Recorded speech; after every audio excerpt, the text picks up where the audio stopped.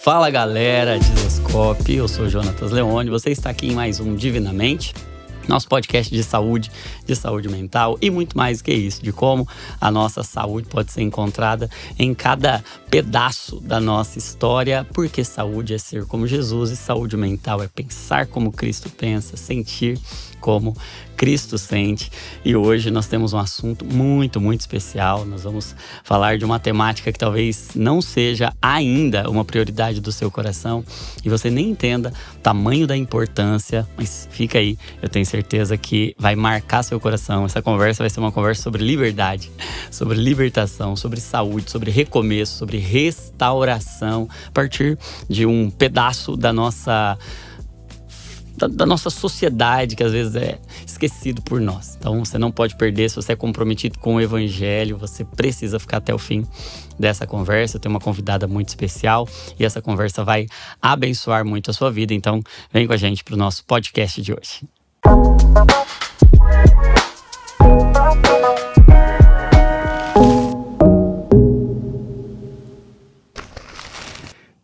E antes da gente entrar no nosso papo, deixa eu fazer um convite muito especial para você.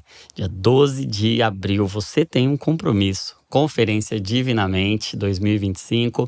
Um dia marcante, um dia que o Senhor marcou na nossa agenda para a gente mergulhar no coração de Jesus acerca da saúde. Vamos entender o que tem no coração de Jesus para a sua igreja e para o mundo a partir dessa temática, a saúde. Jesus sempre se envolveu com a saúde. Jesus sempre misturou a pregação do evangelho no cuidado com a saúde. Não é à toa que ele saía para ensinar, pregar o evangelho e curar todo tipo de doença, de enfermidade. A saúde ocupa um lugar importantíssimo, prioritário, protagonista no ministério de Jesus e da igreja. Nós precisamos ocupar esse espaço, nós precisamos entrar nesse lugar. Então não é só para profissional de saúde, não, também é para profissionais de saúde, todos estão convidados, mas é principalmente para a igreja de Jesus, para quem tem um compromisso com a missão de Cristo. Vamos estar lá, eu vou estar lá, Douglas Gonçalves vai estar lá, Valéria Gonçalves, Douglas e Val vão estar lá, vai ser incrível. Dênio Lara Júnior, Ismael Sobrinho, psiquiatra tão querido lá de BH, que carrega também uma mensagem muito especial. Os Bravos vão estar lá e, sobretudo, Jesus vai estar lá, o Espírito Santo vai estar lá para nos dar um direcionamento, para nos dar clareza na nossa missão. Então, se você está comprometido com a missão de Cristo para esse tempo, dia 12 de abril, o link vai estar aí na descrição, faz aí a sua inscrição o quanto antes para você não ficar de fora. Vai ser em São Bernardo do Campo, na igreja Além do Véu, no novo campus da igreja Além do Véu, pertinho de São Paulo. Então eu espero você 12 de abril, das 9 da manhã às 9 da noite, e vai ser incrível. Bora lá pro nosso podcast de hoje. Shayla Manzoni, seja muito bem-vinda. Muito obrigada. Que alegria ter você aqui, uma honra muito grande, viu? Uma alegria estar aqui. Muito obrigada. Vem lá de Brasília. De um pouquinho longe, né? Um pouquinho só, né? Nós estamos aqui, se você não sabe, nós estamos aqui em Bragança Paulista, interior de São Paulo. Shayla veio lá de Brasília. E deixa eu apresentar um pouquinho aqui, só para vocês também conhecerem. A Shayla é fundadora e presidente da associação AMI, que ela já vai explicar mais, cujo objetivo é proporcionar dignidade às mulheres em situação de encarceramento. Sim, falei que era um assunto fundamental, importantíssimo e muito caro para o evangelho. E além de proporcionar dignidade às mulheres em situação de encarceramento, gerar novas oportunidades por meio da capacitação profissional, promover a ressocialização e reintegrá-las à sociedade após o período de prisão. Shayla tem 37 anos, é esposa do Gabriel, mãe do Lucas e do Pedro, que tem 8 e 10, né? Isso. 10 e 8, e é pastora lá na igreja ID em Brasília. Também ocupa o cargo de vice-presidente da APAC, lá no Distrito Federal, uma associação que busca auxiliar o sistema judiciário brasileiro na execução das penas, promovendo a ressocialização das condenadas e oferecendo oportunidade de estudo e trabalho. Uau! Isso. Meu Deus, que causas nobres, que ministério importante e negligenciado muitas vezes por nós. Mas antes da gente entrar um pouquinho em cada uma dessas ações aqui, fala um pouco da Shayla como filha de Deus, como que foi seu encontro com Jesus, como foi a descoberta mais importante da vida, que é ser filha de Deus. Eu até, uma vez eu contei esse testemunho durante um culto, que a minha família, uma parte era católica, outra parte era espírita, mas não tinha nenhuma, não professavam uma fé de maneira clara. Uhum. E eu lembro que eu era muito nova e eu tinha uma fome mesmo por conhecer a Deus, por saber quem Deus era. E na inocência ali de uma criança, eu lembro que eu ficava, Deus, quem é você? Onde você tá? E nasci no Rio de Janeiro, aí a gente tinha uma casa em Petrópolis. E eu lembro que um dia eu olhando assim para a natureza, tinha uma árvore e tinha uma flor muito bonita. E naquele desejo que eu tinha por ter Deus na minha vida, eu lembro que eu peguei um pedaço de uma flor. E eu lembro que coloquei dentro de um papelzinho, aí eu escrevi Deus. E eu lembro que eu coloquei dentro de uma caixinha. E, enfim, minha mãe depois foi para Brasília e na mudança perderam a caixinha. Jonatas, eu achei que eu tinha perdido Deus. E eu lembro que eu chorava e eu falava, eu preciso achar Deus. E eu acho que o que aconteceu na minha vida foi que aos 16 anos Deus respondeu a esse chamado. E eu lembro até hoje, o pai da minha sobrinha, ele se converteu, foi a primeira pessoa na família que se converteu. E ele nos convidou a mim e a minha mãe, falou, olha, eu tô indo numa igreja, e ele tinha muito problema com drogas, e ele falou, Jesus me libertou. E a gente tinha um carinho muito grande por ele, então a gente ficou muito feliz e falou, nossa, realmente, a gente quer ir nessa igreja, a gente quer conhecer esse Deus que te libertou. E eu fui, então, foi a primeira vez que eu entrei, né, numa igreja evangélica. E eu lembro que eu achei tudo muito legal, porque era muito diferente. Então, por conta, né, eu tinha estudado em escolas católicas, então eu achei tudo muito diferente. Mas eu gostei porque pela primeira vez eu entendi o que o pastor estava falando. E eu achei as pessoas muito alegres, porque elas louvavam, elas batiam palma. E no final, ao final do culto, eu lembro... Pastor Vilarindo, foi a Igreja Batista Central de Brasília, né? Pastor Vilarindo, eu lembro que ao final do culto ele, alguém quer aceitar Jesus? Eu lembro que eu passei algumas vezes aceitando Jesus, não sei se várias pessoas já passaram por isso, mas eu lembro que sempre que fazia ali o apelo, sou eu. E ali a minha vida foi completamente transformada. E desde o início, Jonatas, eu tinha assim, eu acho que é essa fome que eu peço para, na verdade, eu nunca deixar de ter. Então, já são muitos anos hoje como pastora, mas ainda com uma fome muito grande, assim. Até hoje, se eu falar de Jesus, eu me emociono. Que lindo. E é algo que eu converso com ele, eu falo assim, Deus, eu não quero nunca me acostumar. Sabe, eu não quero nunca perder essa fome, esse desejo de aprender, essa humildade de entender que eu não sei tudo, né? Não é porque eu sou pastora que... Não, eu quero mais. E eu lembro que aí, meus 16 anos, aí comecei a ir tudo que era acampamento, mas eu demorei muito pra entender, sabe? Assim, era tudo muito... quem Deus é, o que ele faz, o que ele não faz, enfim, foram muitas descobertas e... foi o que transformou minha vida, foi o que mudou a minha vida. E por isso que hoje eu vivo para que as pessoas tenham esse privilégio, essa oportunidade de escutarem esse chamado do Pai, né? Convidando eles para casa, para a mesa, para sentar na mesa. O banquete é para todos. Então...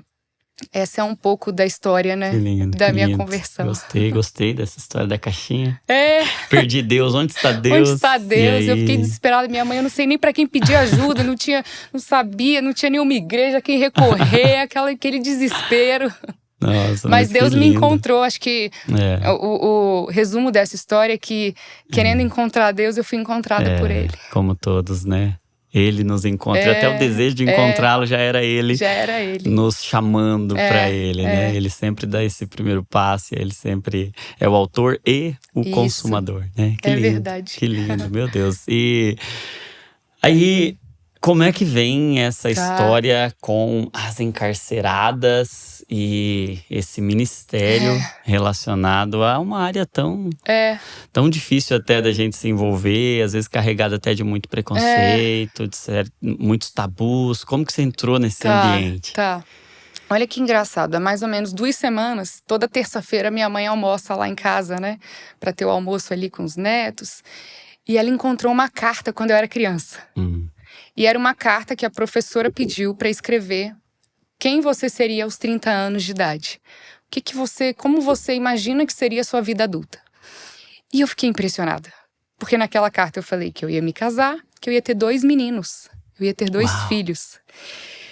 E ali naquela carta, eu não me lembrava disso, mas eu escrevia: eu quero ajudar as pessoas, eu quero ajudar as pessoas, eu quero ajudar as pessoas. E eu era criança, e aí o que eu imaginava, quem era a pessoa que ajudava pessoas? Médico. Então eu falei que eu queria ser médica.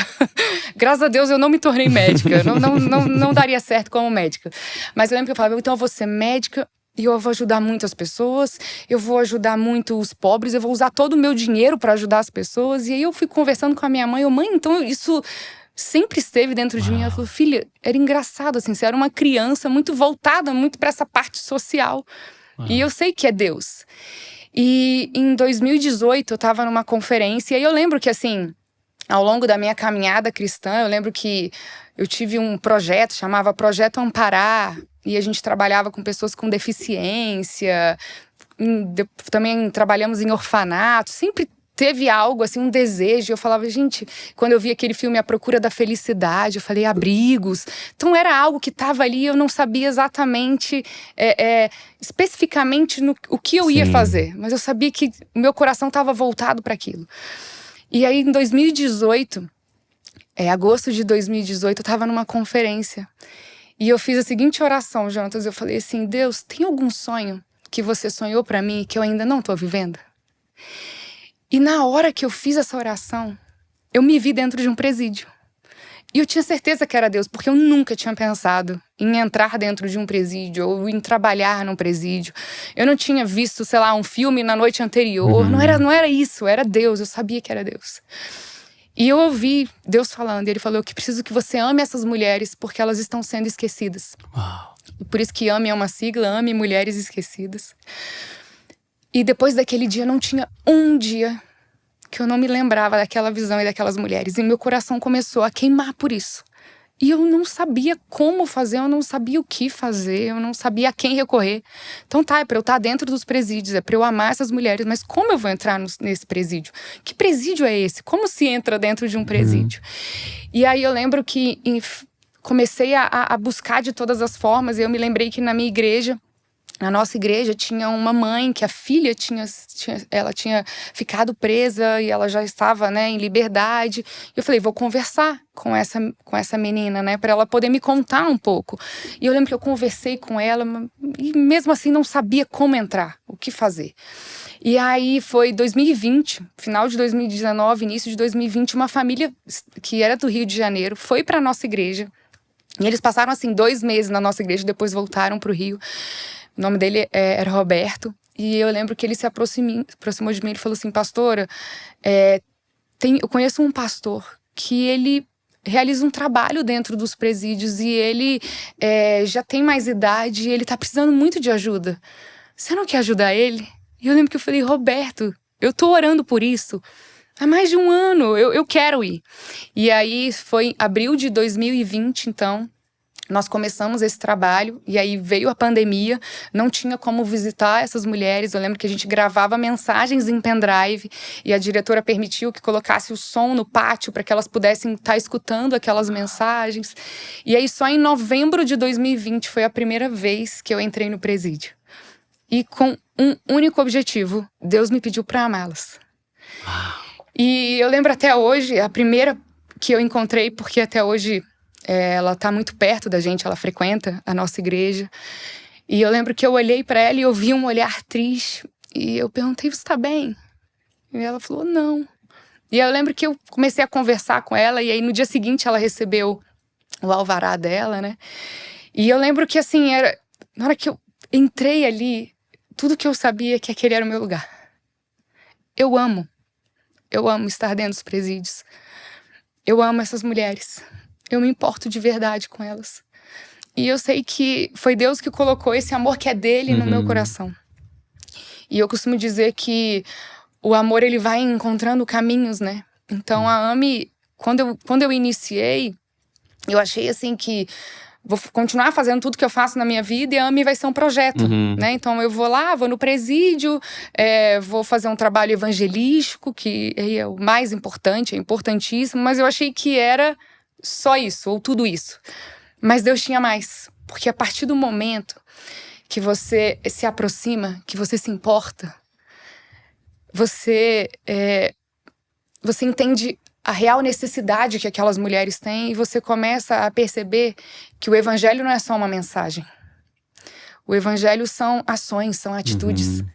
E aí a AME, então, eu lembro que uma equipe de advogados entrou em contato comigo e falou assim, você já pensou do seu projeto se tornar uma associação, uma organização da sociedade civil? E eu, o que é isso?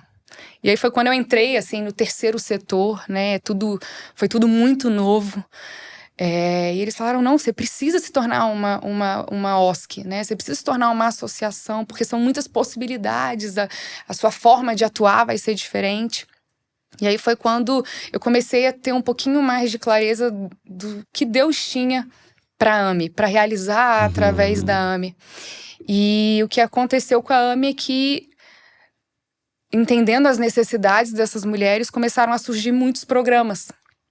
Então, o primeiro programa que existiu na AME foi o AME Uma Vida. É uma realidade muito diferente dos presídios femininos para os presídios masculinos. Por quê? No presídio masculino, no dia de visita, muitas pessoas vão visitar. No dia de visita no presídio feminino, pouquíssimas pessoas visitam. Te dá uma média, num presídio menor que a gente... Hoje nós estamos em 4 presídios. Num desses, são 60 mulheres.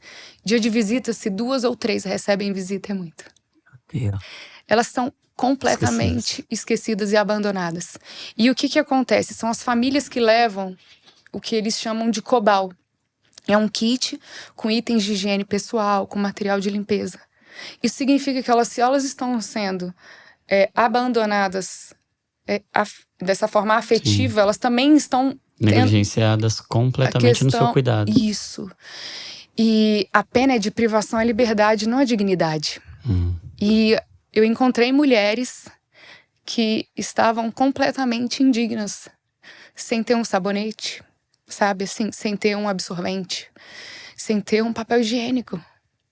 E o primeiro desejo, então, foi: vamos convidar pessoas para se tornarem madrinhas. Foi assim que a AME começou, né, a ter recurso. E eu lembro que eu comecei a divulgar, e a gente precisamos de madrinhas, o kit custa X. Então eu preciso de X, que eu queria apadrinhar todas as mulheres ali abandonadas. E então, eu lembro que a gente convidou essas madrinhas, esses padrinhos, e assim começamos. Ano passado foram 1.023 kits entregues. Então hoje a gente tem 2 presídios que nenhuma mulher não recebe o que é o direito dela receber.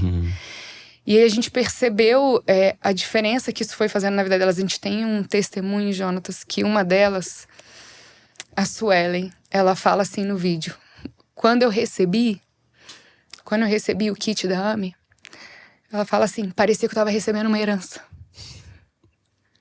Então aquilo que pra gente é muito pouco, é fácil, pra elas é uma herança. E elas começaram a se sentir amadas com esses gestos. E a gente teve a ideia, já temos madrinhas, vamos pedir para as madrinhas escreverem cartas. Então as madrinhas começaram a escrever cartas, enviar, e elas respondem essas cartas. Assim que esse programa começou, que é o AME Acolher, e a gente voltou no presídio, tinham cartas coladas nas celas. Então, assim, a gente começou a perceber tudo o que era possível ser feito para que não fosse só uma pregação, para que elas realmente acreditassem que Deus de fato se importa com elas.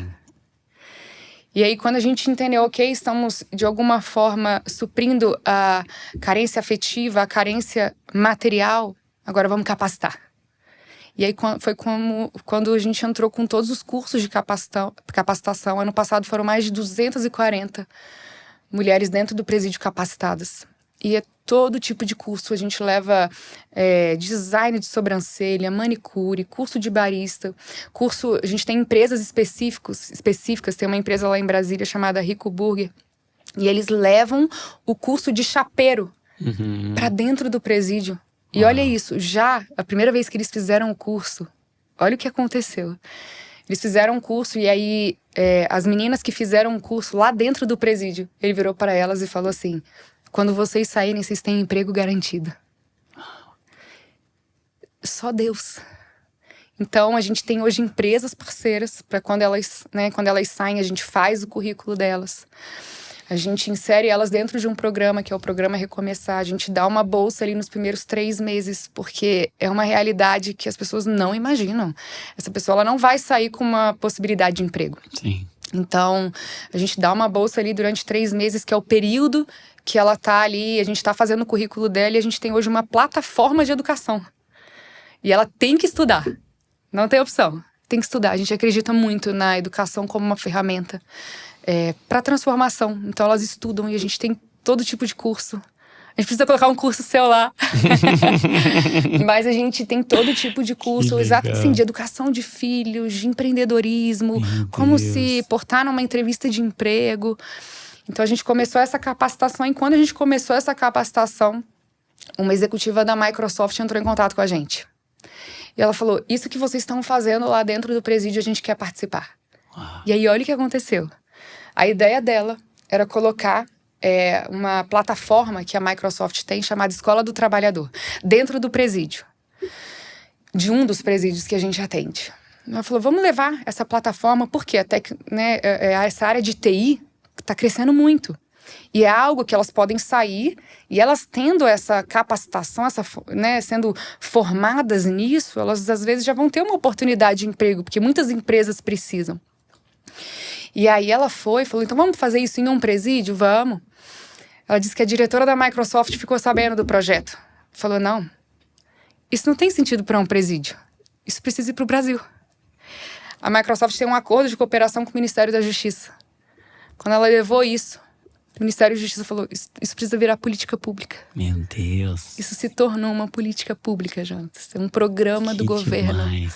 Hoje nós temos em todo o Brasil presídios que têm a Escola do Trabalhador dentro e que, enfim, as pessoas privadas de liberdade estão sendo capacitadas.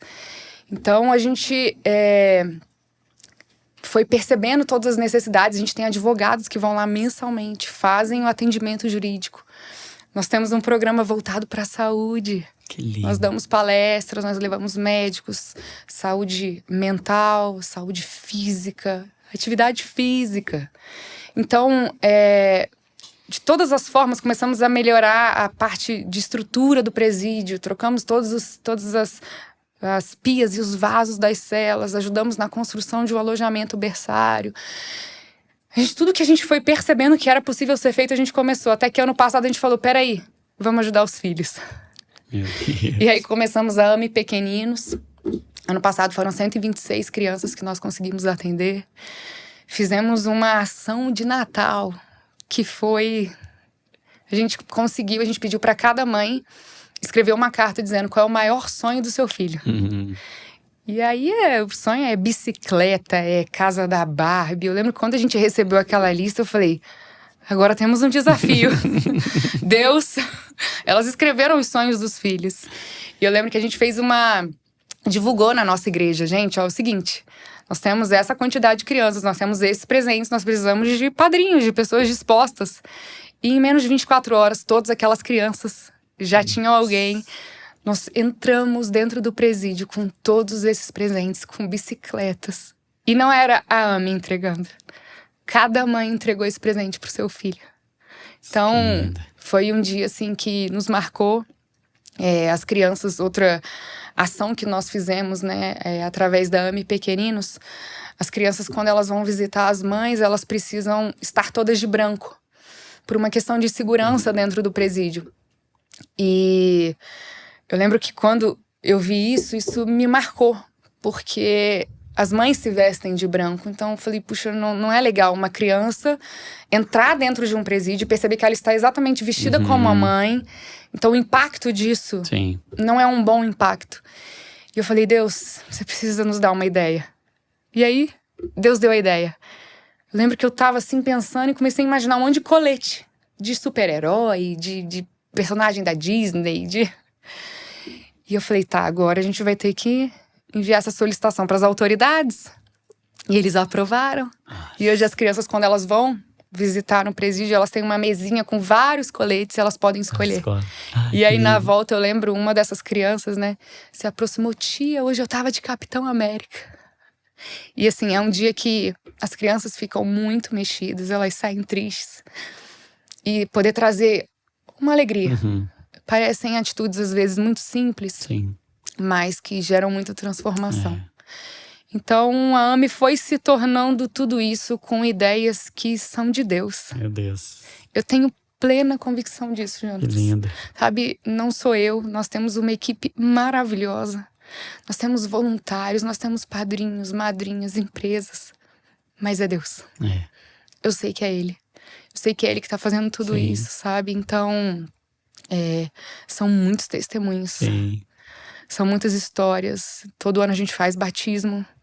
Se eu, assim, é porque eu tô falando muito. Se você deixar, eu vou falar demais. Então, eu assim, quero eu tô ouvir muito mesmo. Não eu dá. vou engatando uma história na outra e são muitas histórias. Ai, que maravilhoso, que maravilhoso. Mas pra você beber uma água antes de você contar mais histórias, eu tava pensando enquanto você falava, né? E agora você concluindo dessa forma, né? Tem muita gente envolvida, Deus tem movido o coração de muita gente, mas é Deus. E dava pra ver Deus fazendo isso quando você ainda era uma criança e já tava lá meio que impresso em você, na sua essência, nas suas atitudes ali da infância, já tinha já uma inclinação do coração. E eu tenho pensado sobre isso, né? Nós enquanto pais e nós enquanto igreja, como é que a gente ouve o que Deus, ou como é que a gente discerne o que Deus já colocou na essência de cada criança como parte do seu propósito. E talvez o nosso papel como pai, como igreja, é ser um guardião dessa essência, né? Verdade. Deus já colocou uma essência em você lá, enquanto criança, para gastar a sua vida em prol do necessitado, em prol daqueles que… Amando pessoas, e tava lá. Só não se sabia ainda como. Exato. Mas… de alguma forma, o nosso papel enquanto pais, e aí fica um encorajamento pra gente, né? É ser um guardião dessa essência que Deus já coloca no filho, tratando e tirando os excessos sem matar a essência, né? Verdade. Porque o nosso papel ali enquanto pai, por vezes, talvez dizer não para uma série de coisas, ensinar uma série de outras. E a gente vai precisar eliminar os excessos, mas a gente tem que tomar muito cuidado para não matar a essência, né? Verdade. Porque se é um pai que chegar e falar assim, vai fazer uma coisa que dá dinheiro, que esse negócio de cuidar do pobre, do cuidar do necessitado, você tem que fazer alguma coisa. A gente pode, enquanto figura de autoridade, enquanto pai, enquanto mãe, enquanto igreja, a gente pode pegar a essência do coração de uma criança ali e a gente sufocar e a gente matar, né? E Deus já estava agindo lá, Deus já estava se manifestando a você.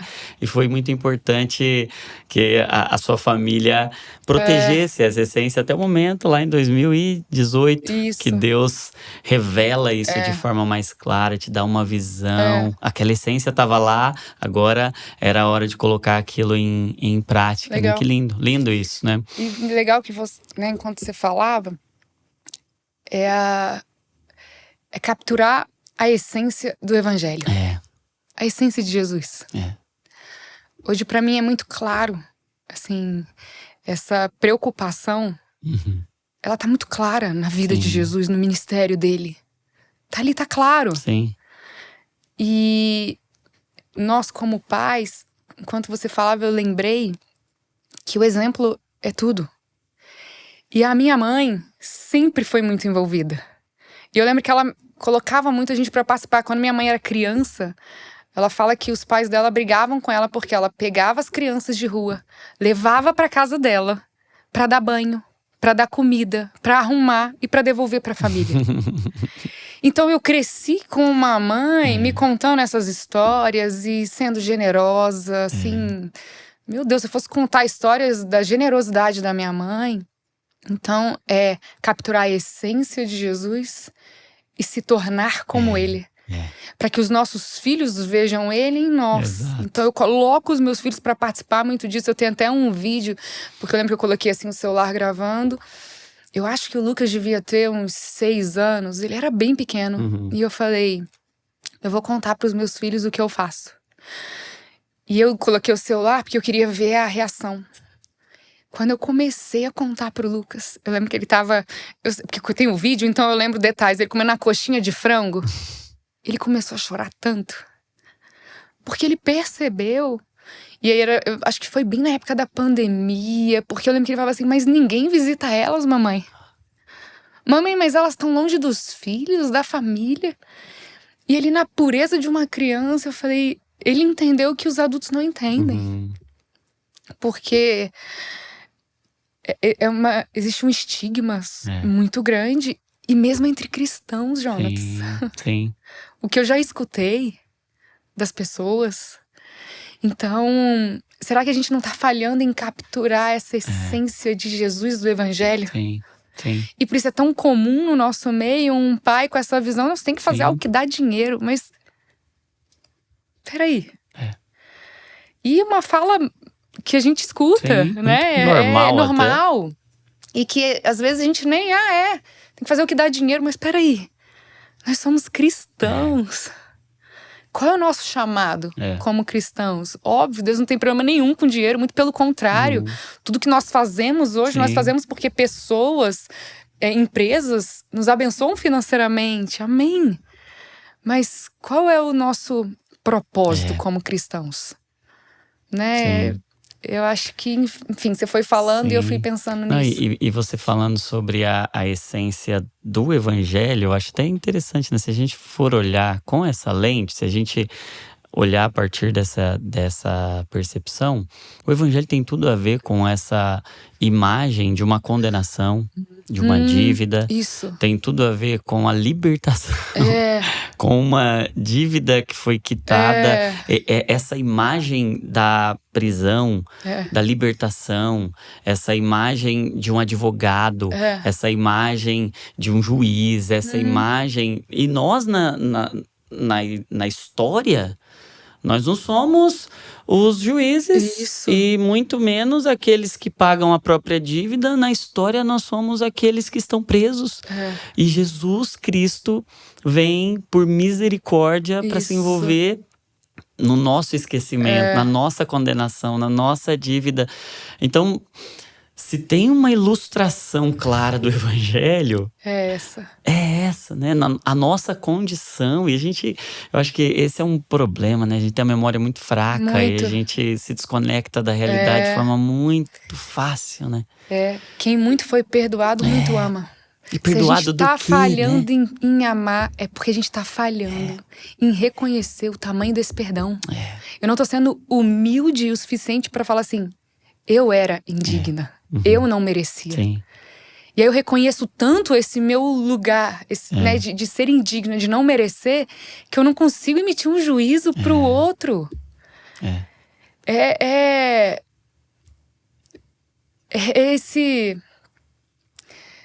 Essa humildade de reconhecer o que ele fez por nós. Na nossa vida tem uma frase nas APACs que tá escrito assim: se todo mundo fosse examinado por dentro e por fora, ninguém ia poder se considerar inocente. Você chega na APAC e já tem essa frase, você, opa, porque eles cometeram crimes. E sim, a consequência do crime é a privação da liberdade. É verdade, existe uma consequência. Mas e os crimes que a gente comete aqui? E que ninguém vê? E aí a gente vai fingir que a gente é superior a eles. E Jesus fez questão de mostrar que não há uma superioridade em nós. Ele até no Sermão do Monte vai dizer, se você disser no seu coração, se você disser de forma violenta, grosseira e agressiva, você já tá, de alguma forma, lidando com um homicídio dentro de você. Exato, e aí? Falou, né? Não é pra adulterar, mas se você só olhar e desejar...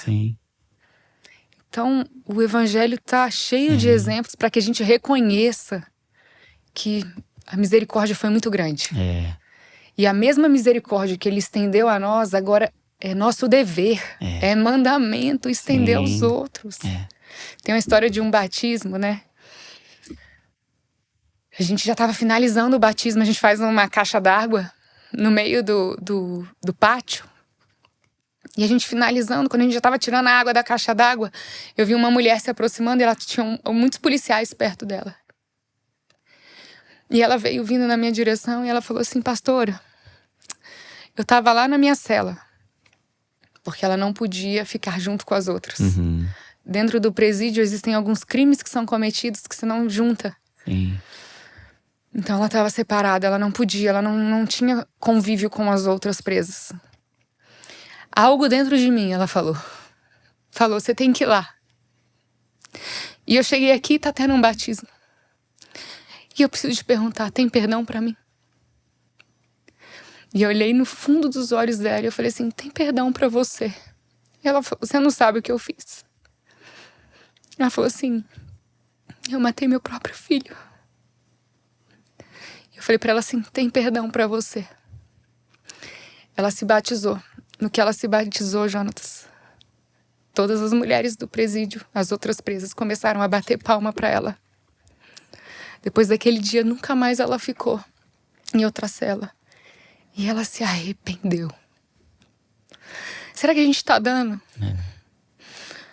Será que a gente tá dando essa chance pras pessoas? Ela errou. Mas ela se arrependeu. E a vida dessa mulher foi completamente transformada. E eu lembro, sabe que é o olhar da pessoa nunca mais ser o mesmo? Sabe que você olhar pra aquela pessoa e falar assim, mudou. Então, essa misericórdia, esse amor, a gente precisa estender a todas as pessoas. Não cabe a nós dizer, esse merece, esse não merece. Quem mereceria? Então, são muitos testemunhos de transformação. E de uma vivência de um evangelho. Eu reconheço o privilégio que eu tenho de furar a bolha. De estar semanalmente dentro de um presídio. Sabe? De ver mulheres chorando diante de um prato de comida, quando a gente leva uma comida. E de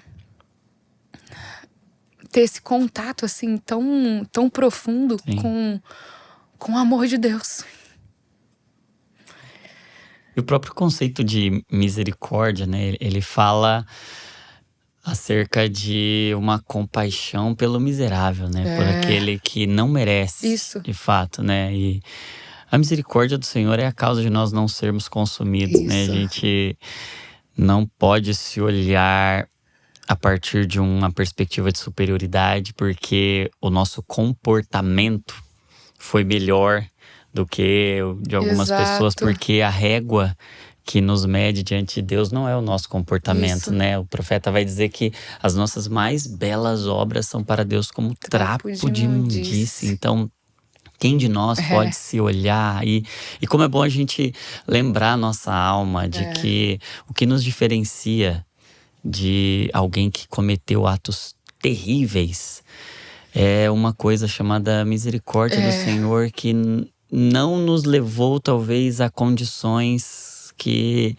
aquele ser humano foi exposto de certa forma, mas não existe bondade em nós que não seja pela bondade dele entregue a nós em sua misericórdia, né? Não é por justiça nossa. Não é. É a justiça de Cristo, a sua misericórdia que nos coloca nesse lugar hoje de quem era o doente que encontrou o remédio, ou o faminto que encontrou a comida e agora pode ir lá no presídio e dizer, eu tenho o remédio que você precisa, porque eu tinha a mesma doença que você e ele me curou. Eu tenho a comida que a sua alma precisa, porque a mesma fome que você tem, eu tinha e eu tô aqui te oferecendo pão, né? Você me lembrou, falando sobre o pão, uma vez, Deus fala muito comigo, sabe quando você vai... São imagens que ele vai me mostrando e ele vai falando. E eu lembro que uma vez eu tava preparando uma pregação. E aí Deus começou a me mostrar. Era uma casa de pão. E é uma casa de pão. E aí dentro dessa casa de pão, tinha os especialistas do pão. E eles competiam entre eles, tentando me convencer de quem sabia mais sobre o pão. E eles começavam a me falar sobre o pão. Me dar características do pão. E era assim, um clima de competição mesmo, de quem sabe mais. E aí Jesus se aproximava de mim. E ele falava assim: filha, eu nunca pedi para vocês serem especialistas do pão. Eu pedi para vocês comerem o pão e repartirem o pão. Ele é o pão da vida. E às vezes a gente fica discutindo, competindo para saber quem sabe mais sobre o pão. Mas nosso chamado não é saber sobre o pão, é comer e repartir. E isso se tornou o que eu quero. Sabe, Jonatas, eu lembro até hoje. Eu estava numa conferência com tantos pregadores que eu admiro tanto. E foi tão lindo ver que realmente Deus reparte os dons. São diferentes. E aí eu lembro que na hora que a Heidi Baker foi pregar, e eu acho ela muito engraçada, porque ela é super diferente. Então, na verdade, ela nem pregou. Eu lembro que ela tava dançando, aí ela tirou o sapato, aí ela ajoelhou. E eu olhando aquilo, e eu tinha escutado tantas mensagens tão inteligentes, e eu admiro. E eu ficava, Deus, acho que esse não é tanto o meu chamado. E aí, de repente, eu comecei a olhar ela e tal. E aí ela só começou a contar testemunhos do que ela estava vivendo em Moçambique. Ela começou a contar testemunhos. E é como se eu sentisse flechas, sabe assim? Eu sentia flechas. E Deus me falou assim: eu tô te dando um batismo de amor. Porque eu pedia isso pra Deus. Eu falava assim, eu sei, Deus, eu sei que tem alguns que vão ter um chamado pra pregação, pro ensino. Eu quero o dom de amar. Eu quero esse dom, eu quero amar de verdade. Eu não quero só aprender sobre o amor, eu não quero só falar do amor, eu quero viver esse amor. Então, assim, eu agradeço tanto a Deus, porque eu sei que foi Ele que me deu isso. Sabe, Ele me faz sentir um pouco o que Ele sente. Quando eu olho para aquelas mulheres, é como se eu tô sentindo o que Ele sente por elas. E eu lembro de um agradecimento, porque é isso que nós, como sociedade, a gente precisa entender. Essas mulheres, elas estão lá. Elas vão sair. Elas vão sair. A questão é como elas vão sair. Uma delas saiu, e algumas frequentam a nossa igreja. E eu lembro até hoje, a filha de uma delas, ela vai com a família. E eu lembro que ela foi e se aproximou de mim. E ela falou assim: pastora, eu só queria te agradecer. 6 anos de idade. E ela falou assim: eu quero te agradecer porque a minha mãe mudou. Quando aquela criança me falou aquilo, eu entendi, não é só sobre aquelas mulheres. Sobre uma família, uma geração. Mais de e outras 80% tantas. das mulheres dentro do presídio são mães. Como estão essas crianças? Como elas voltarão para cuidar e ensinar essas crianças? E a gente tem um resultado, e eu gosto de falar desse resultado, por conta do preconceito, por conta do que as pessoas falam sobre esse trabalho. E eu faço a seguinte pergunta: você quer viver numa cidade mais segura? Você quer mais segurança para você, para os seus filhos? Todo mundo quer. E todo mundo sabe que nós temos como país um dos mais altos índices de reincidência. Em alguns presídios chega a 80%. O que isso significa? Cada 10 presos que saem, 8 voltam. E as pessoas ficam: tinha que cuidar era das vítimas. Eu não consigo mudar o passado, infelizmente. Não consigo. Mas eu sei o seguinte, que o que nós estamos fazendo hoje está impedindo que no futuro elas cometam outros crimes e façam outras vítimas. Isso é cuidar das vítimas. Isso é cuidar. Em 4 anos, 850 mulheres saíram da unidade prisional de Lusiânia, um dos presídios que nós atendemos. Nos últimos 4 anos nós estamos realizando esse trabalho. Dessas 850 mulheres, apenas 3 reincidiram. A gente está falando Sendo de um que índice... a estatística é de 80% de Em alguns reincidência. presídios chega a 80%. Estamos falando de 0,35%. Meu Deus. Funciona. É. O evangelho funciona. funciona. O evangelho funciona.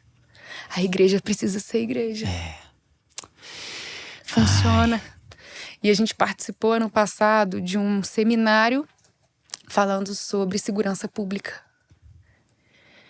E eu escutei muitas palestras e muitas coisas boas, mas de muitas pessoas que não pisam nesses lugares. E as soluções não são viáveis. Estando lá semanalmente,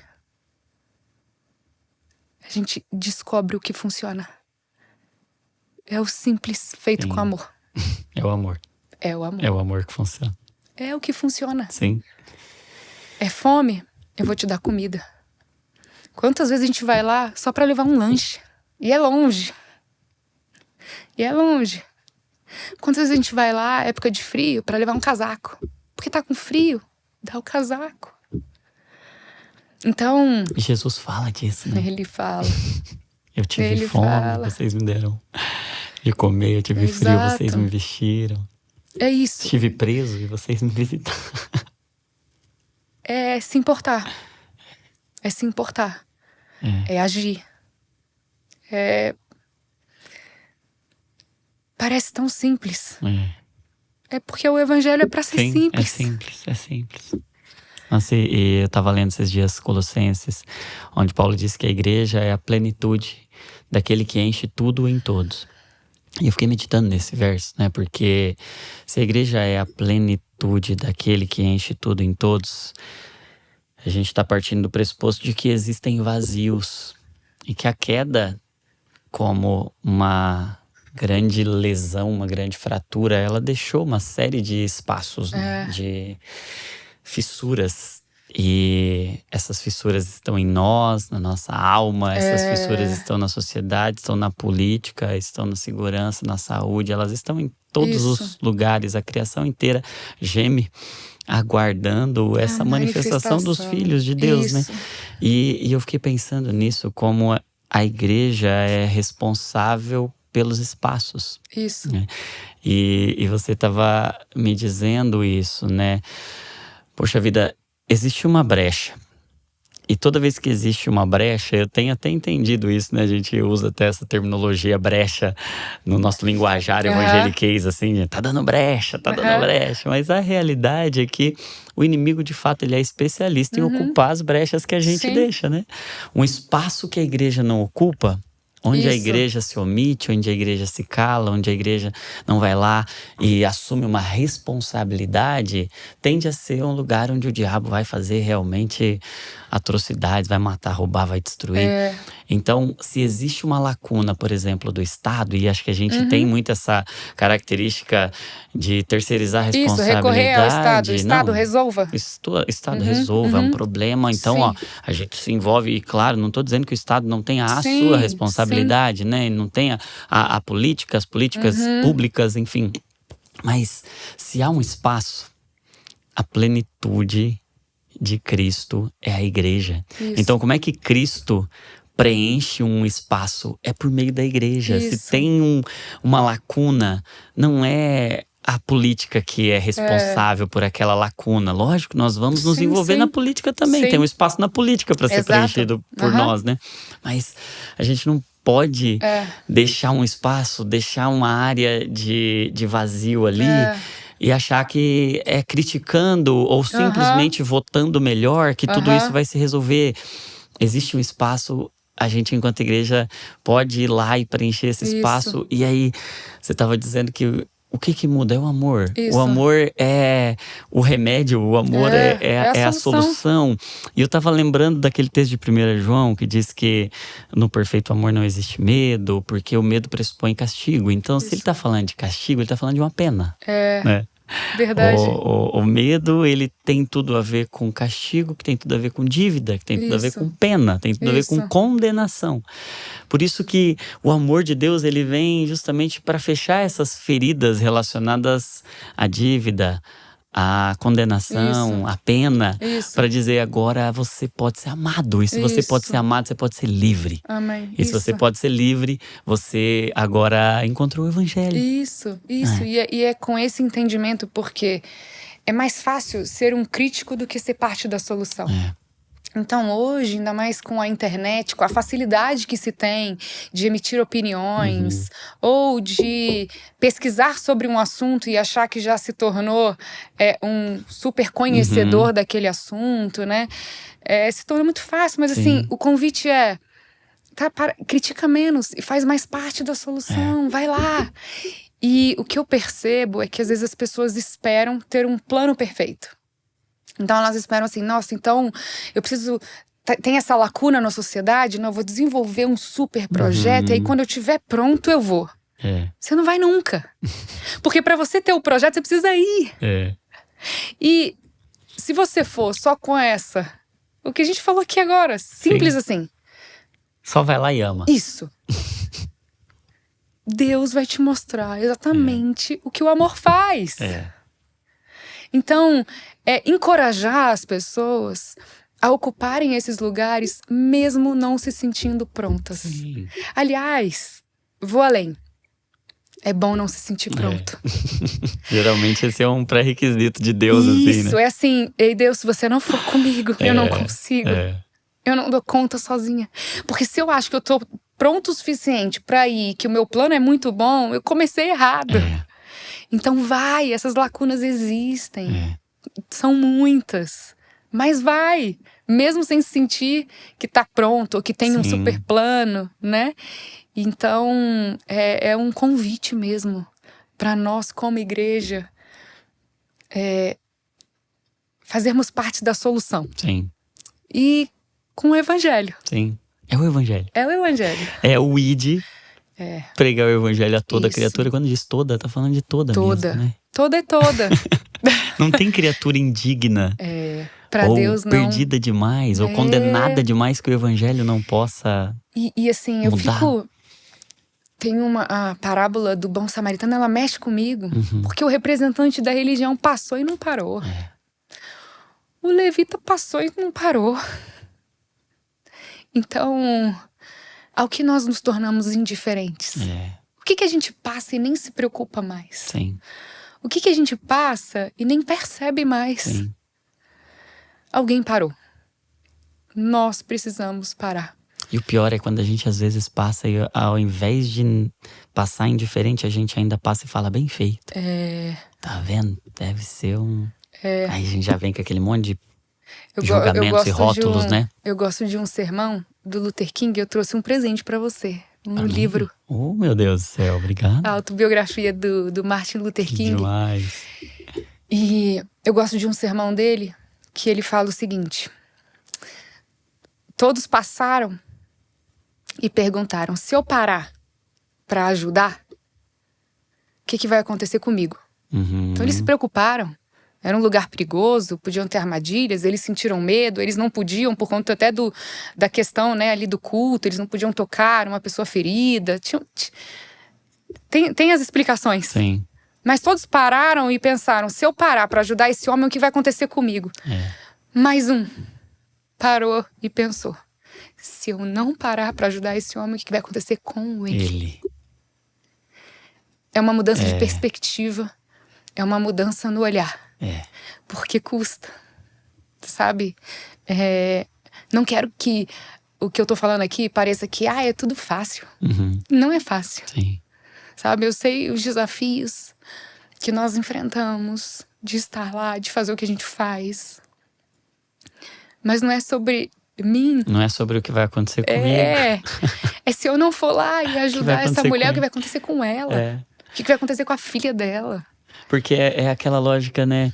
Tá, não é fácil eu parar minha vida, ir lá me expor a esse contexto, mas também não é nada fácil tá naquele lugar, Eu acho que Meu se a Deus. gente olha, né? Tá, o que vai acontecer comigo? Mas essa perspectiva é o olhar de Jesus, né? Não é o que vai acontecer comigo. Ele já É o se olhar pro entregou. É o outro. que vai acontecer com o outro se eu não Isso, for, né? isso. Meu Deus. Meu Que ele Deus. nos empreste esse olhar dele. É, Esse coração que é dele. E que a gente capture essa essência. é. Como a gente começou falando, Sim, né? sim. Essa Esse essência coração, que é do evangelho. essa lente, essa forma de olhar, a gente até fala muito aqui, né, que a saúde mental é pensar como Cristo e sentir Isso. como Cristo. Amém. Né? Isso. E é sobre isso, né? Sobre olhar com os olhos de Cristo, é olhar com a lente dele, com sentimentos, sentir Isso. com os sentimentos dele. Eu tenho um amigo que diz algo interessante, ele fala, ó, saúde é amar. Né? Que legal. Saúde, a melhor definição de saúde que eu já encontrei na vida, não é a definição da OMS, né? A ausência de doença, o completo sim. bem-estar físico, mental, social. Não. Você quer ver alguém saudável mesmo? Veja se alguém ama. Que legal. A gente tá adoecido quando a gente perdeu a capacidade de amar. De se importar. De se importar. O amor é sofredor. Agora, a insensibilidade, essa sim é patológica. O sofrimento, não. Tem uma canção que fala assim, né? Coloque as suas marcas em mim, as marcas que o amor fez em você e em mim. Então, existe o sentir a dor do outro. Existe. Existe o chorar com os que choram. Sim. Então, às vezes, nessa busca, que ela é importante da boa vida para mim, eu preciso lembrar que o evangelho não pode parar em mim. Então é muito importante eu cuidar de mim, eu cuidar da minha família. É importantíssimo, senão se eu não estiver bem, como eu vou poder servir aos outros? Mas o evangelho é essa boa notícia para mim, mas que não para em mim. E que a minha alegria só é completa quando eu vivo pro outro. A gente tá em busca dessa alegria completa, mas a gente só vai achá-la nessa vida por meio da cruz. Né? Eu não trocaria a vida que eu tenho hoje, o trabalho que eu tenho hoje, por nenhuma proposta de emprego. E eu te falo isso assim, eu já brinquei comigo mesma. Se uma pessoa virar e falar, ó, para de fazer esse trabalho, você vai fazer isso daqui. Você vai ganhar 10 vezes mais. Eu encontrei uma forma de viver o evangelho. Encarnado, né? E que eu vejo a transformação na vida dessas mulheres, eu sei o que Deus está fazendo na vida delas, eu não quero outra vida. Eu amo pastorear a igreja com todos os seus desafios, são muitos. Eu amo estar dentro dos presídios, eu amo isso. Porque a gente está vendo as vidas sendo transformadas. Que dinheiro que proporciona isso? Esse é um sinal, né, de que a vida abundante de Jesus encontrou a gente. Se alguém chegasse e oferecesse a vida de qualquer outra pessoa pra você, não quero. Você fala assim, não quero não. Eu não quero. Não quero. E Deus Ele compartilha conosco as causas que são dele. Né? Então assim, existe uma causa em mim, algo que é dele. Então, assim, uma razão pra sofrer, que é a razão pela qual ele sofre. Isso, mas e se um dia você estiver lá dentro do presídio e você morrer? Morri! Tava assim, não. Eu não tô com medo, eu não tô preocupada. Se eu não estiver lá dentro do presídio, em algum momento eu vou morrer também. E assim, eu entendi o que é a vida. Tudo que não é eterno é eternamente inútil. Eu amo essa frase do C.S. Lewis. Então, assim, eu encontrei o que é eterno. Não me vem mostrando que é temporário, arriscado. Que é passageiro, que é... Eu não tô preocupada mais com a minha própria vida, eu não tô. E é tão bom isso, porque assim, isso me ensina como eu devo agir com meus filhos. Porque é isso, a gente ama tanto os nossos filhos que a gente quer cuidar de cada detalhe da vida deles. E eu lembro um testemunho rápido, uma história muito engraçada. A gente tava E a gente ia ter que comprar, né? Nossa igreja ficou pequena, ia precisar comprar um terreno ao lado. E aí um dia o meu marido, Gabriel, virou pra mim e falou assim: amor, Deus tá me falando, vamos dar o carro. A gente vai dar o carro de oferta pra gente. Eu amei. E eu tinha um dinheirinho que eu tava juntando, que eu pensava no futuro de enviar os meus filhos para uma escola missionária. Uma escola específica, né? E aí eu falava, não, então, como nos Estados Unidos, dólar, já vou fazendo aqui e tal. E eu, gente, isso é muito nobre, isso né? Tô pensando em algo bom pros meus filhos. E aí eu lembro que no dia, né, que a gente tava lá como igreja, gente, é o seguinte, existe a possibilidade da compra desse terreno. E aí, nós como igreja, nós queremos isso? Se sim, vamos. E a igreja, amém, vamos e tal. E aí as pessoas começaram, eu posso ofertar isso ou aquilo, né, tal. E eu pensando, ufa, já doamos o carro, né? Poxa, um carro. Já foi uma baita oferta, já foi, né? E aí me veio aquele dinheiro. E eu falei, isso não pode ser Deus. Não. Pera lá. E eu tentando. Não, deixa eu explicar. Sim, esse vou explicar pra Deus aqui. É o dinheiro.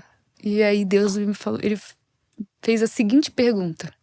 Ele ama fazer pergunta, né? E ele falou assim: o futuro dos seus filhos depende das suas possibilidades ou das minhas?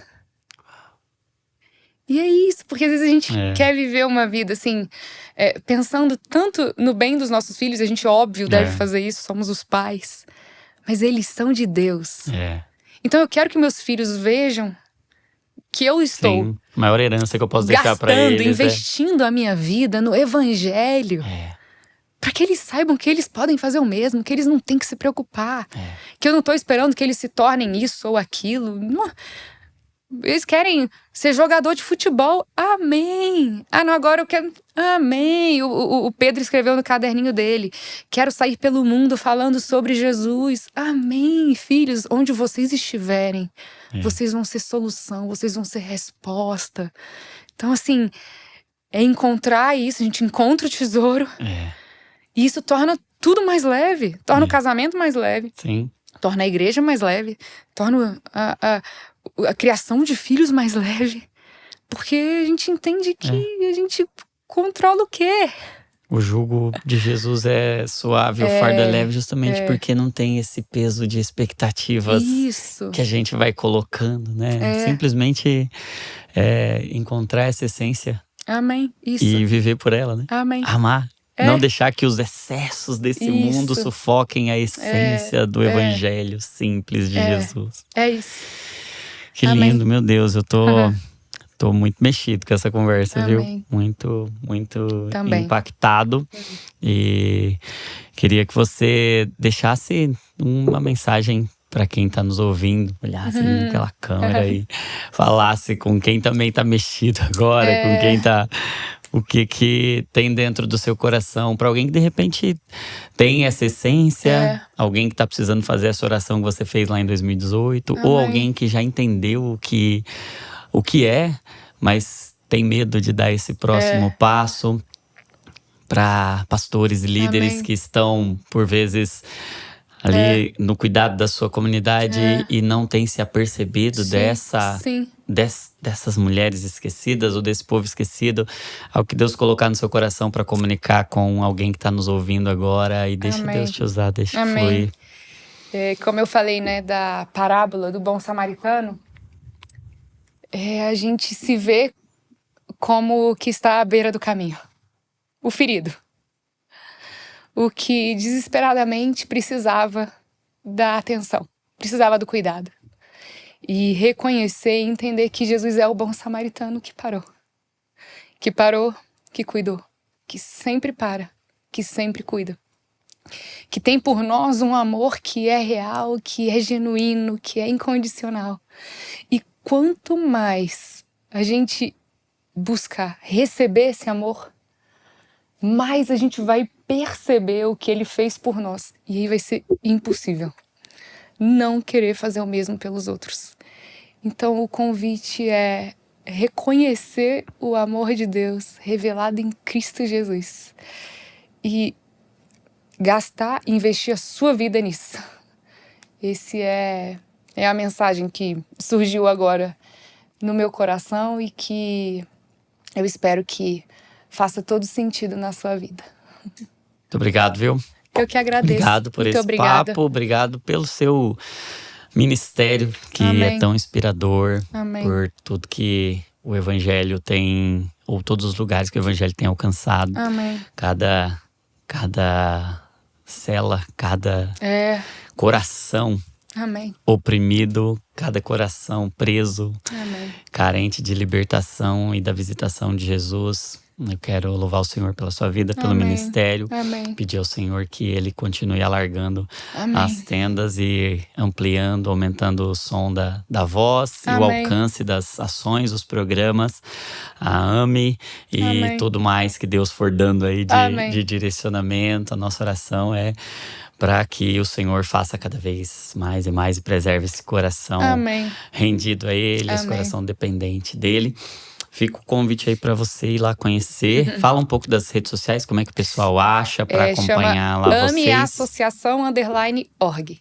AME Associação_org. O Isso. seu é Shayla Shayla Manzoni. Manzoni. O da igreja é E de Brasília. I de Brasília.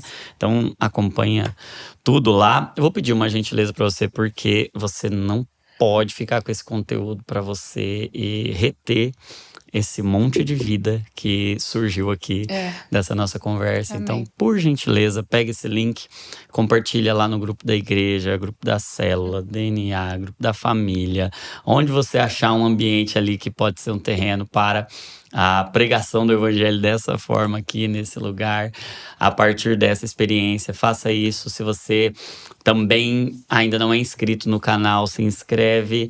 Curte esse vídeo, porque é uma forma do YouTube compartilhar também ele para mais pessoas, entendendo que ele é um conteúdo relevante, que vai abençoar pessoas. Então, curte, comenta, se inscreve, faz tudo aí que o YouTube pede que seja feito, não para que simplesmente a gente tenha mais engajamento aqui, mas para que mais pessoas conheçam o Evangelho, e são vidas, são pessoas que precisam ser alcançadas. Amém. Então, faça isso, é uma forma muito poderosa de você amar também. E relembro você do nosso convite lá do início, que é se envolver no coração de Jesus, pensar e sentir como Ele, no que se refere às demandas do nosso tempo, e a saúde é uma demanda prioritária do Senhor para nós. Então, Conferência Divinamente, se inscreve, o link vai estar aí na descrição, e eu espero você lá no dia 12/4. Shayla, muito obrigado. Obrigada. Deus abençoe você. Você foi Também. abençoado. Deixa uma mensagem aqui para Shayla ler. Abençoa a vida dela também. Diz aí qual foi a parte que mais te impactou, que mais te edificou. Faça perguntas também, faça suas considerações. Vamos interagir aí nos comentários, tá bom? Não se esqueça que toda emoção é um convite para oração, que saúde mental é pensar o que Cristo pensa, sentir o que Cristo sente, porque você, porque eu, porque nós somos cópias de Jesus. Deus abençoe você e até o próximo Divinamente. Shayla, obrigado. Obrigada. Deus abençoe, viu? Amém.